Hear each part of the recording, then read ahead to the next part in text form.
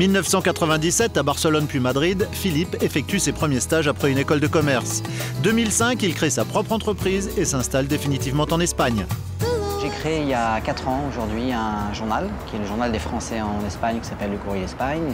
Ce journal a lui-même créé des activités telles l'Afterwork, qui sont des rencontres franco-espagnoles de cadres supérieurs franco-espagnols chaque mois, où on réunit 600 personnes. Et depuis 1 an, nous avons créé le Salon des Français d'Espagne, qui s'appelle Toute la France, qui est aussi une espèce de plateforme où les entreprises françaises et régions françaises peuvent utiliser pour se lancer sur le marché espagnol. Les Espagnols savent très bien lier les affaires, les opportunités d'affaires et l'art de vivre. Et c'est quelque chose qu'on apprécie quand on vit l'Espagne, quand on vit Madrid, qui est une ville que j'ai adoptée il y a maintenant 12 ans. Comment va los negocios? Pues bien, muy bien. Si? Muy bien.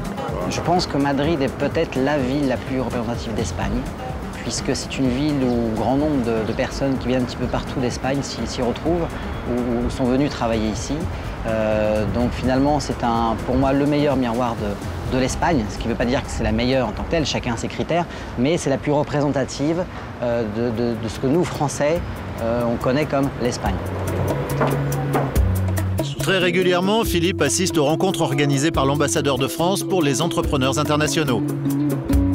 C'est le premier journal que j'ai vu avant de venir en Espagne d'ailleurs, parce que je l'ai trouvé dans l'avion maintenant.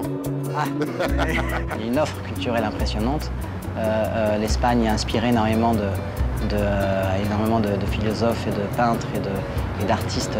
Et constamment, il y a des expositions et c'est vrai que c'est aussi que c'est extrêmement important.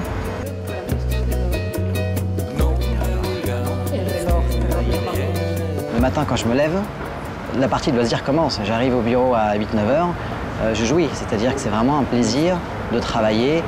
C'est mon entreprise, je l'ai créée. J'ai des collaborateurs et des collaboratrices qui sont formidables, qui eux, elles aussi, adorent la vie. Et finalement, il y a toute la journée, on sourit.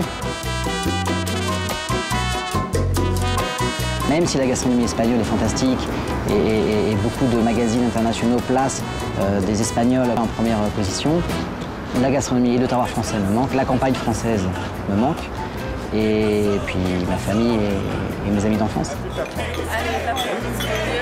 Voilà à quoi ressemble la vie d'un Français expatrié à Madrid. Ils sont très nombreux à vivre dans la capitale espagnole, un pays qui reste la destination favorite des Français pour leurs vacances. Il ne me reste plus qu'à vous souhaiter une très bonne journée. À bientôt.